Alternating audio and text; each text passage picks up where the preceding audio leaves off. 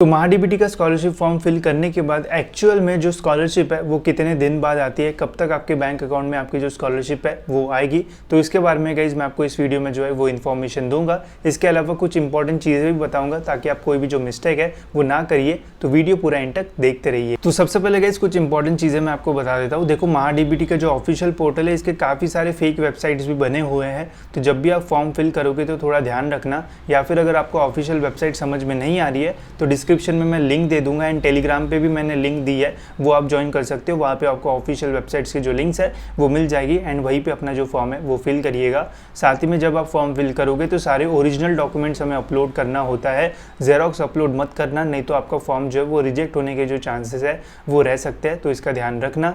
इसके अलावा जब भी आप फॉर्म फिल करोगे तो आपको पता रहना चाहिए कि कौन से स्कीम के लिए आपको अप्लाई करना चाहिए, बिकॉज सभी स्टूडेंट्स के लिए जो प्रोसेस है वो सेम रहेगी। मुझे काफ़ी कमेंट्स देखने को मिले कि ईबीसी का बताओ, ओबीसी का बताओ, एससीबीसी का बताओ, बहुत अलग अलग। तो देखो, सभी के लिए प्रोसेस सेम ही होती है, मैंने वीडियो भी बनाया है, बस एक ही चीज़ चेंज होती है, वो है स्कीम्स। जब आप स्कीम सिलेक्ट करोगे तो आपकी जो कैटेगरी होगी उसके अकॉर्डिंग आपको जो स्कीम है वो सिलेक्ट करना होगा, बाकी उसके पहले जितनी भी प्रोसेस है वो सभी के लिए जो है वो सेम रहेगी। ठीक है, कौन सी स्कीम कौन सी कैटेगरी को लगती है, डिटेल वीडियो बनाया है, उसकी लिंक आपको डिस्क्रिप्शन में मिल जाएगी, जाके देख लेना, आपको सारी जो चीज़ है वो समझ में आ जाएगी। अगर तब भी नहीं समझ में आता है तो कॉलेज में एक बार जो है वो पूछ लेना। ठीक है, तो अब बात करते हैं गाइस हमारे मेन टॉपिक के ऊपर कि कब तक हमें जो स्कॉलरशिप है वो मिलती है एंड कैसे हमें इस स्कॉलरशिप को जो है वो रिडीम करना होता है। ठीक है, तो स्कॉलरशिप जनरली जो है गाइस, मतलब अगर आप लकी रहे तो 2-3 महीने में आपको जो स्कॉलरशिप है वो मिल जाएगी। बिकॉज देखो, महाडीबीटी के पोर्टल पे काफ़ी सारे ग्लिचेस हमें देखने को मिले थे पिछले साल।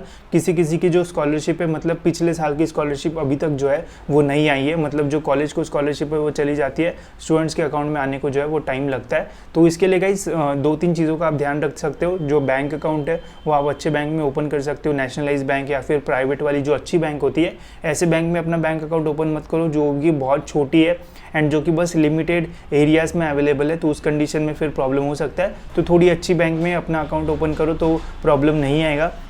इसके अलावा जनरली मैक्सिमम स्टूडेंट्स को स्कॉलरशिप जो है वो आ जाती है एंड 2-3 मंथ्स में जो स्कॉलरशिप है वो आ जाती है। ठीक है, बट उसके लिए भी गाइज आपको जो रिडीम स्टेटस है वो देखना पड़ता है, तो वो कैसे आप देखोगे वो भी बता देता हूँ। तो देखो, जब आप स्कॉलरशिप फॉर्म फिल करोगे तो वो जो है वो सबमिट हो जाएगा एंड आप अपने माई अप्लाइड स्कीम पे जो है वो क्लिक कर देना, तो यहाँ पे आपको अपना जो स्टेटस है वो देखने को मिलेगा। ठीक है, तो यहाँ पे आपको पहले तो अंडर स्क्रूटिनी जो है वो देखने को मिलेगा।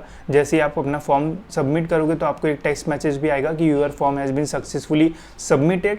उसके बाद गाइज फिर जो है वो यहाँ पे आपको अंडर स्क्रूटिनी जो है वो देखने को मिलेगा। अगर आपका पूरा जो फॉर्म है वो सही है तो फिर यहाँ पे आपको कोई भी जो ऑब्जेक्शन या फिर क्वेरी जो है वो देखने को नहीं मिलेगी एंड 15-20 दिन बाद या फिर 1 महीने बाद आपको एक टेक्स्ट मैसेज आएगा that your form has been approve from डेक्स 1। ठीक है, तो ऐसा एक जो मैसेज है वो आता है कि डेक्स 1 से आपका अप्रूव हो गया है, फिर कुछ दिनों बाद डेक्स 2 से भी जो है वो अप्रूव्ड हो जाता है एंड फिर आपको अपनी जो स्कॉलरशिप है वो मिलती है। स्कॉलरशिप कैसे मिलती है वो भी मैं आपको दिखा देता हूँ। ठीक है, जैसे मैंने अप्लाई किया था तो माई अप्लाइड स्कीम में मैं जाता हूँ एंड यहाँ पे मैं आपको दिखाता हूँ। ठीक है, तो सबसे पहले तो देखो यहाँ पे आपको स्टेटस दिखने को मिलेगा, तो यहाँ पे पहले तो अंडर स्क्रूटिनी रहेगा, फिर उसके बाद यहाँ पे आपको चेक रिडीम स्टेटस ऐसा जो ऑप्शन है वो आएगा, तो इसके ऊपर हमें क्लिक करना पड़ता है एंड जब आपको स्कॉलरशिप फर्स्ट टाइम आएगी तो यहाँ पे आपको रिडीम का जो बटन है वो मिलेगा, तो उस बटन के ऊपर जो है वो हमें क्लिक करना पड़ता है। तो फिर आपके कॉलेज को जो भी स्कॉलरशिप जाएगी, जैसे मेरा ओबीसी था तो मेरी ऑलमोस्ट 50% फीस जो है वो गवर्नमेंट की तरफ से आती थी। ठीक है, तो मैक्सिमम जो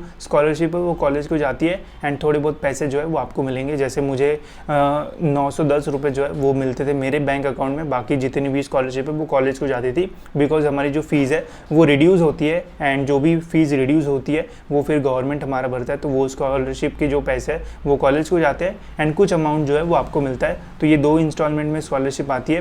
पहली इंस्टॉलमेंट सपोज 2-3 महीनों में आएगी, तो दूसरी इंस्टॉलमेंट 3-4 महीने जब हो जाएंगे स्कॉलरशिप फर्स्ट इंस्टॉलमेंट आने के बाद, फिर सेकंड इंस्टॉलमेंट जो है वो आती है। ठीक है, अब ये भी कैटेगरी पे डिपेंड करता है। अगर आपकी SC/ST कैटेगरी है तो यहाँ पे आपको जो आपके अकाउंट में पैसे आएंगे वो भी ज़्यादा रहता है, कुछ कैटेगरीज को कम आते हैं, कुछ को बहुत कम आते हैं। अगर आपने हॉस्टल के लिए अप्लाई किया होगा तो फिर यहाँ पे 2000 के आसपास समथिंग जो अमाउंट है वो आता है। तो ये डिपेंड करता है आपकी कैटेगरी कौन सी है, उसके अकॉर्डिंग आपको जो पैसे है वो आएंगे। बट हमेशा ध्यान रखना, जब भी आपका जो स्कॉलरशिप फॉर्म है भरते हो तो ओरिजिनल डॉक्यूमेंट्स ये सारी चीज़ें तो अच्छे से फिल करना ही, बट जब आपका फॉर्म जो है वो डेक्स 1 एंड डेक्स 2 से अप्रूव्ड हो जाता है तो कुछ दिनों बाद यहाँ पे जो है वो लॉगिन करके देखना कि यहाँ पे चेक रिडीम स्टेटस का जो ऑप्शन है वो आया है या फिर नहीं आया है। एंड अगर आता है तो फिर यहाँ पे आपको रिडीम का ऑप्शन मिलेगा, रिडीम कर लेना। आपको अपने बैंक अकाउंट में आपके जो पैसे जितने भी आने वाले होंगे वो आपको आ जाएंगे एंड कॉलेज को भी जो है वो पैसे चले जाएंगे। ठीक है, तो इस तरीके से सारी जो चीज़ है वो होती है। जनरली 2-3 मंथ्स का जो टाइम है वो लिया जाता है, बट अगर आप अनलकी हो तो आपको थोड़ा बहुत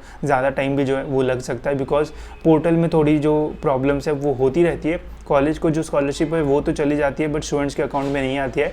एंड कभी कभी ऐसा भी होता है कि कॉलेज को चली जाती है, स्टूडेंट्स को आती ही नहीं है। तो इस कंडीशन में आपने जो भी प्रोफाइल में बैंक अकाउंट डिटेल्स डाली होगी वो एक तो गलत हो सकती है, कभी कभी छोटी बैंक बड़ी बैंक के साथ मर्ज हो जाती है तो उससे प्रॉब्लम हो जाता है। तो ये सारी चीज़ों का ध्यान रखना, ऐसे बैंक अकाउंट में अकाउंट डालना बनाना कि अच्छी बैंक हो, उसका आगे जाके मर्जर वगैरह ना हो। जैसे SBI हो गया, HDFC हो गया, ICICI हो गया या फिर यूनियन बैंक हो गई, जो भी आपको अच्छा लगता है। ठीक है, तो वहाँ पे अपन अकाउंट ओपन कर सकते हो, आपको इजीली स्कॉलरशिप वगैरह जो है वो मिल जाएगी। ठीक है, एंड इसके अलावा गाइस अगर और कोई भी डाउट होगा तो आप मुझे पूछ सकते हो या फिर मेरा टेलीग्राम ग्रुप ज्वाइन कर लो, स्कॉलरशिप के लिए स्पेशली बनाया है, वहाँ पे आप अपने जो क्वेरीज है वो पूछ सकते हो। ठीक है, तो इस वीडियो में इतना ही। होप्स आपको ये वीडियो इन्फॉर्मेटिव लगा होगा एंड ऐसी वीडियोज़ के लिए गाइस चैनल को सब्सक्राइब जरूर से कर लीजिए ताकि आपको टाइम पर सारी जो अच्छी इन्फॉर्मेशन है वो मिल जाए।